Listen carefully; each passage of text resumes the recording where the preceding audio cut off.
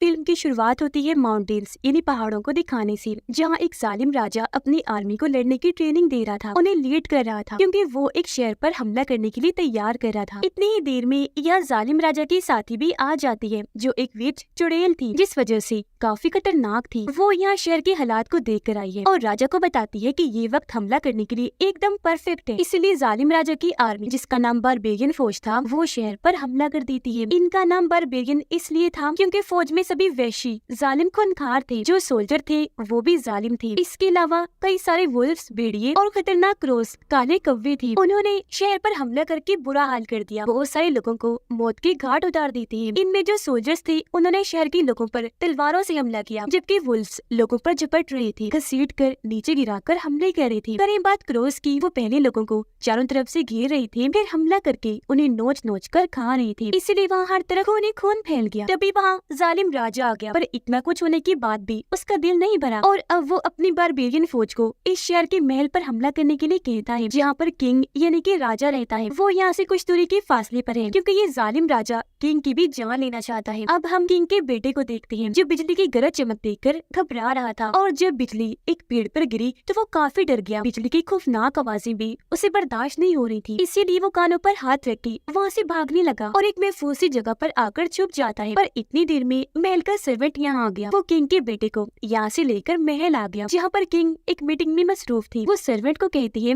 कि मेरे बेटे को कमरे में छोड़ाओ। किंग का बेटा, जिसका नाम मिंग था, वो भागकर अपनी मोम के पास आ जाता है, उनके गले से लग गया, बता देता है कि मैं आसमान की बिजली से डर गया था। उसकी मोम पहले मिंग को संभालती है और फिर उसे समझाने लगी कि बेटा, वो बिजली तुम्हें कोई नुकसान ना पहुँचाती, क्योंकि वो सिर्फ उन बुरे लोगों को सजा देती है जो जमीन पर तबाही मचाते हैं, लोगों पर जुल्म करते हैं। अब किंग यानी मिंग के डैड को पता चल गया था कि बारबेरियन फौज मेरे महल के करीब पहुंच गई है और जल्द वो यहाँ हमला कर देंगे। इसलिए वो अपने जनरल्स को इकट्ठा करके लड़ाई के लिए तैयार रहने को कहते हैं। और अब जैसे जालिम राजा और उसकी बारबेरियन फौज ने आकर हमला किया, किंग ने खुद भी इस लड़ाई में हिस्सा लिया, काफी मेहनत की ताकि कम से कम वो अपनी फैमिली को तो बचाए। उन्होंने इस फौज के हर हमले को रोकने की कोशिश की, लेकिन उनकी किस्मत ने साथ नहीं दिया, क्योंकि तभी जालिम राजा ने अपनी लोहे का रॉड भाला फेंक कर मारा, जो किंग की आर पार हो गया। जिसके बाद उसने दोबारा रॉड फेंक के किंग की वाइफ पर भी हमला किया। उनके भी आर पार होने से वो काफी जख्मी हो गई। दोनों की हालत मरने वाली हो गई, पर अपने आखिरी पलों में भी उन्हें अपने बेटे मिंग की ही फिक्र हो रही थी। इसलिए जल्दी जल्दी उसे एक कश्ती में बिठाकर उसकी मोम ने यहाँ से भेज दिया। जाते जाते मिंग अपने मोम डैड को अपनी आंखों के सामने मरता हुआ देख रहा था, जिस वजह से वो काफी दुखी होते हुए पूरी तरह से टूट जाता है। पर जैसे तैसे उसने खुद को कंट्रोल किया। उसे अब जालिम राजा पर बहुत गुस्सा आ रहा था और यहाँ वो अपने मोम डैड की मौत का बदला लेने की कसम उठा लेता है कि कुछ भी हो जाए, अब मैं जालिम राजा और उसके साथियों को नहीं छोड़ूंगा। जिसके बाद वो यहाँ से निकल गया। तभी जालिम राजा की साथी यानी विच आकर उसे कहती है कि मैं बहुत ही अच्छी खबर लेकर आई, हमने माउंटेन्स के वेस्ट एरिया में हमला करके वहाँ अपना कब्जा कर लिया है। पर ये सुनकर भी राजा खुश नहीं होता, क्योंकि वो और ज्यादा ताकतवर बनना चाहता है। इसीलिए वो अपनी बारबेरियन फौज को माउंटेन्स के ईस्ट एरिया पर भी हमला करने के लिए तैयार होने को कहता है। पर उनका ये वाला टास्क आसान नहीं था,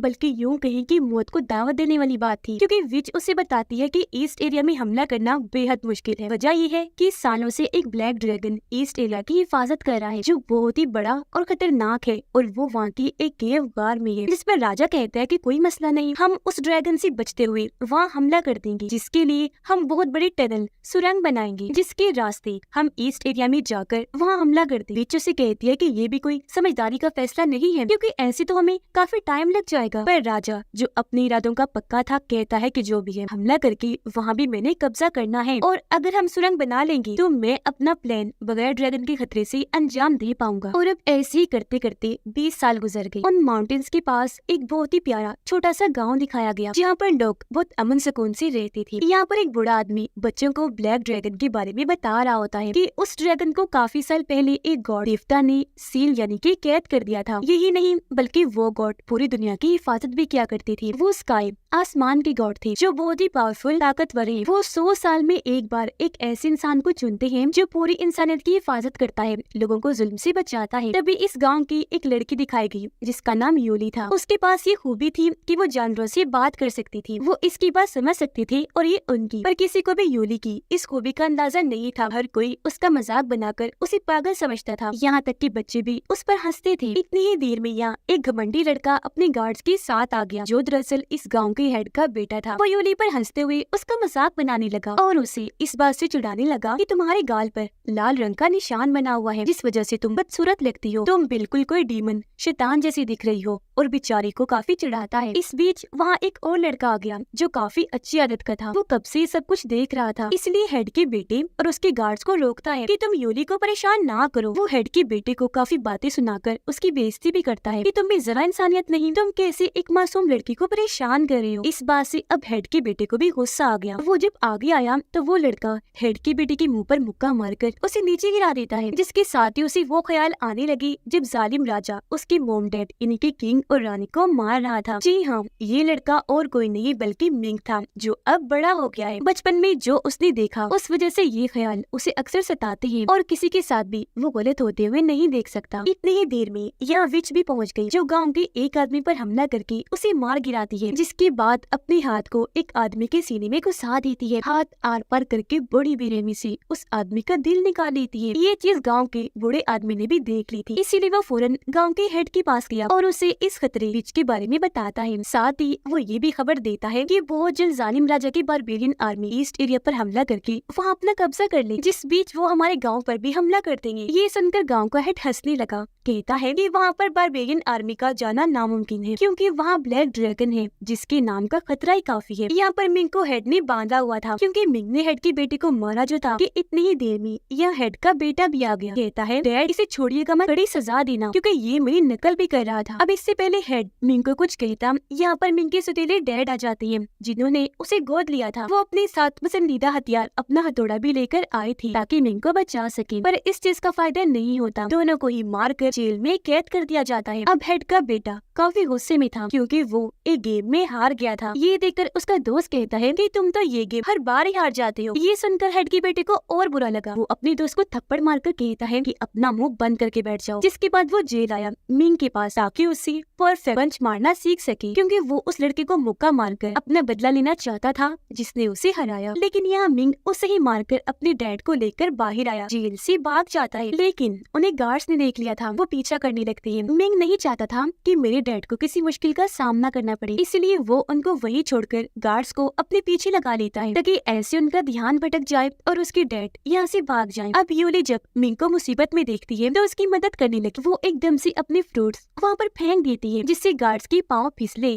और वो सारे वहीं पर गिर जाते हैं। ये देखकर मिंग यूली को भी अपने साथ लेकर वहाँ से भागने लगा। वो दोनों हेड की बेटी और उसके गार्ड से बचकर काफी दूर निकल आए थे, पर कोई फायदा नहीं था। उनका पीछा करते करते हेड का बेटा और गार्ड दोनों उन्हें घेर लेते हैं। ये दोनों उस केव यानी गार के पास खड़ी थी, जिसके अंदर ब्लैक ड्रैगन को सील करके रखा गया था। पर इस चीज से अनजान मिंग यूली को लेकर केव के अंदर चला जाता है, जबकि हेड का बेटा, जिसे केव में ब्लैक ड्रैगन का पता था, वो अपने साथियों को रोक लेता है, अंदर जाने नहीं देता। जिसके बाद खुद वो यहाँ से चला गया ताकि इस बारे में अपने डैड को बता दे। अब उसका एक गार्ड भी ड्रैगन के बारे में जानता था, इसीलिए वो बाकी गार्ड्स को बताने लगता है कि स्काई गॉड ने 3 दिन तक इस ब्लैक ड्रैगन से लड़ाई की थी, पर क्योंकि वो काफी ताकतवर गॉड थे, इसलिए उन्होंने ड्रैगन पर अपना काबू पाकर उसे यहाँ सील कर दिया। केव के अंदर मिंग और यूली जब एक जगह पर पहुंचे तो यहाँ वो अपनी अपनी जिंदगी के बारे में बताने लगते हैं। यूली कहती है कि रोज रोज लोग मुझे तंग करते हैं, काफी परेशानी देते हैं, जिनसे मैं वो तंग आ चुकी हूँ। मैं ऐसी जिंदगी चाहती हूँ जहाँ पर सुकून हो, कोई टेंशन परेशानी ना हो और कोई तंग करने वाला भी ना हो। उसकी ये बातें सुनकर मिंग भी काफी हद तक उससे जुड़ रहा था, क्योंकि उसने भी छोटी सी उम्र में ही अपने प्यारों को खो दिया। इससे पहले वो कुछ कह पाता, ब्लैक ड्रैगन जो सच में काफी बड़ा और खतरनाक था, वो अपनी डरावनी सी आंखें खोलता है, जो यूली के बिल्कुल पीछे सो रहा था। वो अचानक ही उठ खड़ा हुआ और अब इनके सामने आ जाता है, जिसे देखकर पहले तो ये दोनों काफी डर जाते हैं, पर यूली जो कि जानवरों से बात कर सकती थी, वो अपनी बातों के जादू से ड्रैगन को कंट्रोल में कर ही लेती है। कहती है कि डरो मत, हम तुम्हें कोई नुकसान नहीं पहुंचाएंगे। या वो झूठ बोल देती है कि माउंटेन्स के आसपास के लोग भी तुम्हें कोई नुकसान नहीं पहुंचाएंगे कभी भी, क्योंकि वो तुम्हें कोई खतरा नहीं बल्कि अपना गॉड समझते हैं। अब ये सुनकर तो ब्लैक ड्रैगन काफी खुश हो जाता है। वो यूली को कहता है कि मैं तुम्हारे गाल पर बना लाल निशान ही कर देता हूँ। जो कहकर वो आगे आया, अपनी ताकत उसके लाल निशान पर लगाता है, जिससे अगले ही पल वो निशान गायब हो गया और उसका गाल अब बिल्कुल ठीक हो गया था। पर ड्रैगन फौरन कहता है कि ये मैंने तुम्हारा इतना बड़ा मसला हल कर दिया, अब बदले में मेरे लिए भी तो कुछ करो ना। तुम मेरे एक हथौड़े को पत्थर में से निकाल दो जो वहाँ पर मजबूती से अटका हुआ है। अब दोनों को ये काम काफी मुश्किल लग रहा था। मिंग तो डरा भी हुआ था कि एक जानवर की मदद करनी चाहिए या नहीं, लेकिन क्योंकि वो काफी बहादुर था, इस बात को नजरअंदाज करके हिम्मत से काम लेता है। उसने बहुत कोशिश की, अपनी पूरी ताकत लगाकर वो हथौड़े को निकाल ही देता है, पर अगले ही पल उन्हें अंदाजा हो गया कि ये कोई ऐसे ही नहीं लगाया हुआ था, बल्कि असल में स्काई गॉड की तरफ से लगाई गई यही वो सील थी जिसने अब तक ब्लैक ड्रैगन को यहाँ कैद किया हुआ था। पर हथौड़ा हटाते ही क्योंकि सील को तोड़ दिया गया, इसलिए अब ड्रैगन आजाद हो जाता है। ये एहसास होते ही कि हमने एक जानवर की बात मानकर कितनी बड़ी गलती कर दी, ये दोनों भी यहाँ से भाग जाते हैं और ड्रैगन जो अब पूरी तरह आजाद हो गया था वो हर तरफ घूमने लगा। ये जब भाग रही थी तो वो इन पर भी अपने मुंह से आग गिराने लगता है। उसका ये खतरनाक रूप देखकर हम समझ गए कि फिर से वो अब बहुत बड़ी तबाही लाएगा। अब गांव के बड़े लोगों को उस केव से आवाजें आने लगी। ऐसा भी एहसास हुआ जैसे कि वहाँ की जमीन जोर से हिली हो, जिससे लोग अंदाजा लगा लेते हैं कि जालिम राजा की बारबेरियन फौज ने शायद वो हथौड़ा निकाल कर ड्रैगन को आजाद कर दिया है। पर पास खड़ा हेड का बेटा इस बात से इनकार करके कहता है कि ये काम उनका नहीं बल्कि यूली और मिंग का है, क्योंकि मेरे सामने वो उस केव के अंदर गई थी। अब इस बात में कितनी सच्चाई है ये पता लगवाने के लिए गाँव के बड़े लोग उस केव के बाहर आ गए, जहाँ अंदर से यूली और मिंग निकल कर बाहर आ रही थी। उन दोनों को फौरन गार्ड से पकड़वा लिया जाता है और अब इनसे पूछताछ की जाती है कि इन्होंने क्या किया। यहाँ मिंग झूठ नहीं बोलता, वो सच बता देता है कि हमने वो हथौड़ा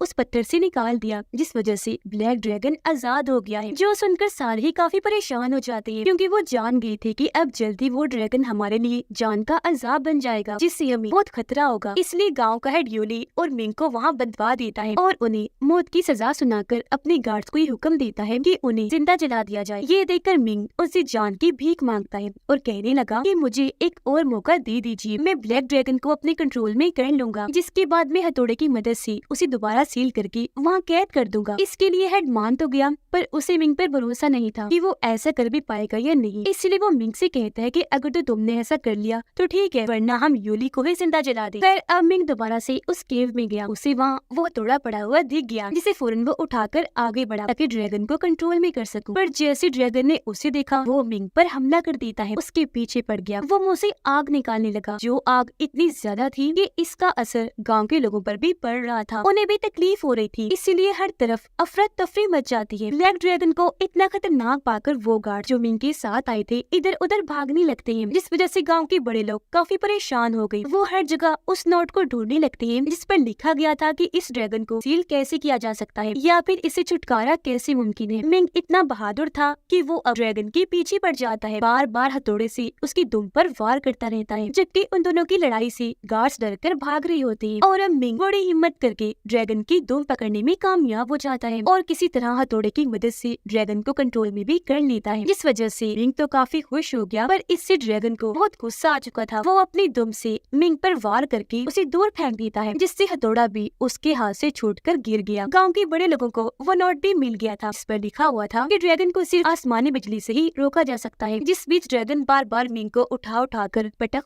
के मार रहा था, लेकिन फिर हिम्मत करके वो हथौड़ा उठाता है और ड्रैगन से लड़ने के लिए बिल्कुल तैयार था। वो केव से बाहर खड़ा था। इससे पहले कि हथौड़े से ड्रैगन पर हमला करता, आसमान में बिजली चमकने लगी और फिर एक साथ बहुत सारी बिजली उस हथौड़े पर आकर गिरती है। और अब मिंग अपनी पूरी ताकत के साथ हथौड़े को जमीन पर दे मारता है, जिसका असर जैसे ड्रैगन पर हुआ वो खत्म होने लगता है, पूरा तबाह हो गया और ऐसे उस ड्रैगन का खात्मा हो जाता है। वो राख बन के खत्म हो जाता है और मिंग जिसने अपनी सारी ताकत लगा दी थी वो भी बेहोश होकर वहीं गिर गया। उसके हाथ से हथौड़ा भी छूटकर नीचे रिवर दरिया में गिर जाता है। ऐसे ही फिर अगली सुबह हो गई। मिंग जब लौटकर नहीं आया तो हेड समझ गया कि वो ड्रैगन को सील नहीं कर पाया, मारा गया। इसीलिए अपनी डील के मुताबिक वो यूली को मारने का फैसला करता है, उसे जिंदा जलाकर। अब तभी यहाँ हेड का बेटा और उसके गार्ड्स आ गए, जो इतना खुश हो रही थी, ऐसे अकड़ के चल रहे थे जैसे उन्होंने पता नहीं कितना बड़ा काम कर दिया, जिससे वो हीरो बन गए। ज्यादा घमंड उन्हें इस बात पर भी था क्योंकि उनके पास ड्रैगन का बड़ा सा सींग था। जिसके बाद हेड का बेटा अपने डैड यानी कि हेड को बताता है कि आप लोगों को मिंग ने धोखा दिया है। उसने ड्रैगन को सील करने वाला अपना वादा पूरा नहीं किया, बल्कि आसमानी बिजली जोरदार उस पर पड़ी और वो मारा गया। जिसके बाद वो सब लोगों को एक जगह पर इकट्ठा करके उन्हें ड्रैगन का सींग दिखाता है और कहने लगा कि हम लोगों ने ड्रैगन का खात्मा कर दिया है, मैंने खुद उसे मारा है। ये सुनकर सब लोग काफी खुश हो जाते हैं। वो हेड के बेटे की बहादुरी पर तालियां बजाने लगे और खूब जश्न मनाने लगते हैं, क्योंकि उन्हें लग रहा था कि ऐसे ड्रैगन के साथ साथ जालिम राजा की बारबेरियन आर्मी से भी हमारी जान छूट गई है। पर गांव का बूढ़ा आदमी सबको चुप करवाता है, कहता है कि अभी खतरा टला नहीं है। वो केव ईस्ट और वेस्ट एरिया को एक दूसरे से मिलाती है। उसकी वजह से हम मसले में फंस सकते हैं, इसलिए अब ये उस केव को बंद करने का फैसला करते हैं। पर हेड का बेटा बड़े घमंड से उनसे बात करने लगा। इस बात को टालकर वो सबको यूली के खिलाफ भड़काने लगता है कि इसे मार ही देना चाहिए क्योंकि इसने कई लोगों की जान को खतरे में डाला था ड्रैगन को आजाद करके। लेकिन तभी यहाँ मिंग आ गया। इसे जिंदा देखकर हर कोई काफी हैरान रह जाता है क्योंकि हेड की बेटे ने तो बताया था कि वो मर चुका है। पर इससे पहले मिंग यहाँ सच्चाई खोलता हेड का बेटा उसे बुज़दिल कायर कहने लगता है और ये भी कि जब हम ड्रैगन से लड़ाई कर रहे थे तो ये हमें मुसीबत में अकेला छोड़कर भाग गया था। अब इन लोगों की बहस देखकर गांव के हेड को गुस्सा आ गया, इसलिए वो अब मिंग के सामने दो ऑप्शन रखता है कि या तो यूली को जिंदा चला दिया जाएगा या फिर तुम्हें इस जगह को छोड़कर जाना होगा, जिसके बाद तुम कभी वापस लौटकर यहाँ नहीं आओगे। और अब क्योंकि मिंग की बातों का कोई भी यकीन करने को तैयार नहीं था और वो ये भी नहीं चाहता था कि कोई मुझे बुज़दिल कहे और अगर वो यहाँ रहेगा तो ये लोग यूली को जला देंगे, इसलिए वो इस जगह को छोड़कर जाने का फैसला करता है। वो अपने सुतीले डैड को अलविदा कहता है और यूली को अपने साथ लेकर वेस्ट एरिया की तरफ निकल गया जहाँ वो पैदा हुआ था। एक दिन और एक रात के बाद ये लोग मिंग के घर पहुँच जाते हैं और अब क्योंकि वो काफी सालों के बाद अपने घर आया था तो यहाँ का सारा सामान देखकर उसे अपने मोम डैड की याद आने लगती है, जो सोचकर वो काफी जज्बाती हो जाता है। उसकी आंखों में आंसू आ गए। यहाँ यूली को मिंग की मोम का आर्मर मिला, यानी कि मेडल का कवर जिसे कवच भी कहा जाता है, और साथ में एक सूट भी जो बिल्कुल नया था। और क्योंकि मिंग को अपनी मोम की याद आ रही थी इसलिए वो ये सूट यूली को पहनने को कहता है। वो जब पहन के आई तो मिंग को भी काफी अच्छी लगती है। लेकिन अचानक यहाँ पर बारबेरियन फौज के लोग आ जाते हैं जिन्होंने इस पूरी जगह पर हमला कर दिया था। कुछ सोल्जर्स इन दोनों को भी पकड़ लेते हैं। उन्होंने इन दोनों के साथ साथ गाँव के और भी कई सारे लोगों को बंदी बनाया हुआ था, जिन सबको लेकर वो एक खुफिया जगह पर आ जाते हैं और उन्हें खुदाई करने को कहते हैं। मिंग जब देखता है यह खुदाई करवाने के लिए सबके साथ यहाँ तक कि औरतों के साथ भी कितना बुरा सलूक किया जा रहा है तो उसे काफी बुरा लगा, इसलिए वो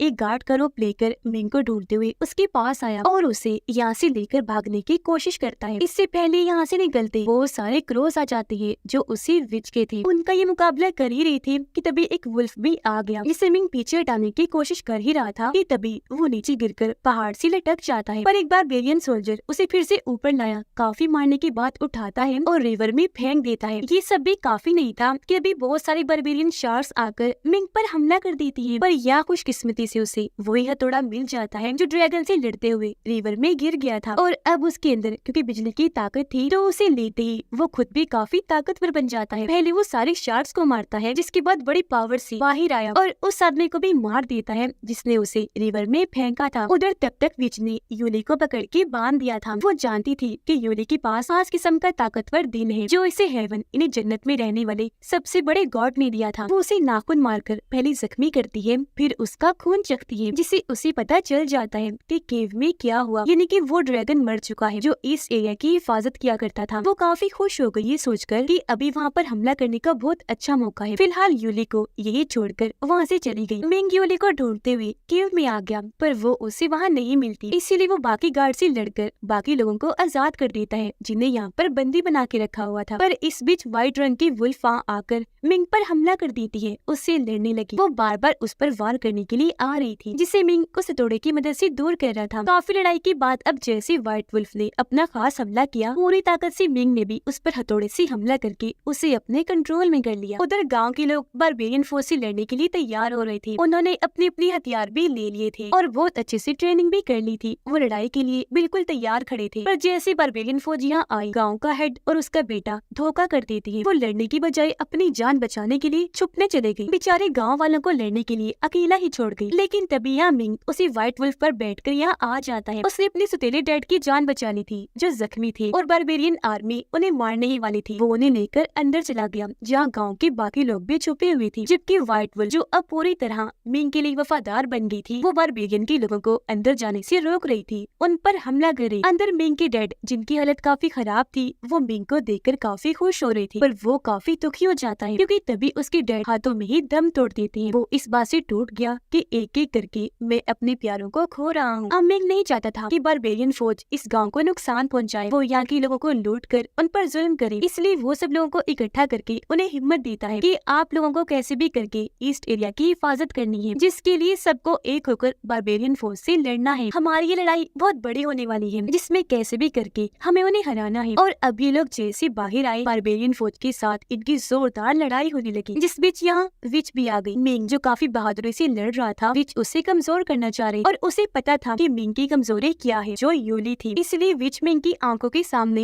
बड़ी बेरहमी से यूली का दिल निकाल लेती है, जिससे यूली काफी कमजोर हो गई और उसकी आंखों के सामने ही मरने लगती है। ये करके विच का दिल नहीं भरा था कि वो अपने क्रोस वाले रूप में आकर यूली को लेकर वहाँ से गायब हो गई और एक पहाड़ की चोटी पर ले आई और यूली को वहाँ से नीचे फेंक देती है। ये चीज मिंग ने भी महसूस कर ली थी, उससे बर्दाश्त नहीं हुआ, इसलिए वो भी यूली को बचाने के लिए नीचे को जाता है। अब अचानक पता नहीं कहाँ से उसके अंदर ताकत आ जाती है, जो उसकी आर्मर को तोड़ देती है। उसके बहुत बड़े बड़े पंख निकल आए थे, जिनकी वजह से वो उड़ता हुआ नीचे आया और यूली को पकड़ लेता है। यहाँ पता चला कि वो दरअसल स्काई गॉड बन गया था, इसीलिए तो उसकी बड़े बड़े पंख निकल आए थे, जिस गॉड के बारे में गाँव वाले बात किया करते थे, यानी कि जिन्होंने ड्रैगन को सील किया था, जो सबकी हिफाजत किया करते थे, जो कि 100 साल में एक बार ही सामने आते थे, वो भी एक इंसान के रूप में, जिसे गॉड खुद चुनते थे। यूली उसकी गोद में थी। ये दोनों अब नीचे आए, जहाँ यूली उसे कहती है कि मैं एक ऐसी जगह पर जाना चाहती हूँ जहाँ कोई दुख मुसीबत ना हो, बस सुकून और शांति हो। इतना कहती मिंग के हाथों में वो दम तोड़ देती है। ये देखकर मिंग काफी दुखी हुआ, टूट जाता है, क्योंकि दोनों एक दूसरे को प्यार करते थे। मिंग को बहुत गुस्सा आया, जिस वजह से उसके पंख भी जोर जोर से हिलने लगते हैं। ऐसा होते ही अचानक बारबेरियन फौज पर बिजली गिरने लगी, जिस वजह से एक एक करके सभी सोल्जर्स मारे जाते हैं। विच को मारने के लिए मिंग अपने हथौड़े का इस्तेमाल करता है। उसने जैसे हथौड़े को जोर से जमीन पर मारा, विच तड़पने लगा, उसका भी खात्मा हो गया, वो राख बन के उड़ जाती है। ये देखकर जालिम राजा को उस पर बहुत गुस्सा आया, इसलिए अब वो मिंग पर हमला करने के लिए आगे बढ़ता है। पर क्योंकि मिंग को उस पर पहले ही गुस्सा था और वो अपने मॉम डैड का बदला भी लेना चाहता था, इसलिए वो उसे एक अलग ही दुनिया में ले आता है। मिंग वहाँ पर जालिम राजा से काफी देर तक लड़ाई करता रहता है और क्योंकि वो पहले से भी कई ज्यादा ताकतवर बन गया था, तो वो ही भारी पड़ रहा था, जिसके बाद वो राजा को वापस असली दुनिया में ले आया। हथौड़ा उसके सर पर मारता है, जिससे राजा बहुत जख्मी हो गया, उसकी भी मौत हो जाती है। यह आज जुल्म का खात्मा होने के साथ साथ उसका बदला भी पूरा हुआ और क्योंकि मिंग काफी दुखी था, इसलिए वो हथौड़े को छोड़कर वापस माउंटेन्स पर आ गया, जहाँ यूली की लाश थी। वो यूली की ख्वाहिश को पूरा करने के लिए स्काई गॉड के पंख से यूली की लाश को कवर कर देता है और यूली के साथ ही वही सील हो गया। जिसके बाद ऐसे कई साल गुजर गए, जहाँ दिखाया गया कि अब उन दोनों की जिस्म पत्थर के बन गए थे, लेकिन अचानक फिर से कोई ताकत उस पत्थर को तोड़ देती है, जिसके अंदर छोटा सा बच्चा था, जो इस बात की तरफ इशारा कर रहा था कि स्काई गॉड का दूसरा जन्म हुआ है, क्योंकि उस वक्त वो मिंग के अंदर थे और क्योंकि मिंग जिंदा ही सील हो गया था, तो हो सकता है कि वो फिर से मिंग के रूप में ही आए और पूरी दुनिया की हिफाजत करे और हमेशा की तरह पूरे माउंटेन्स की हिफाजत करे। और इसी के साथ ये फिल्म इधर ही खत्म हो जाती है।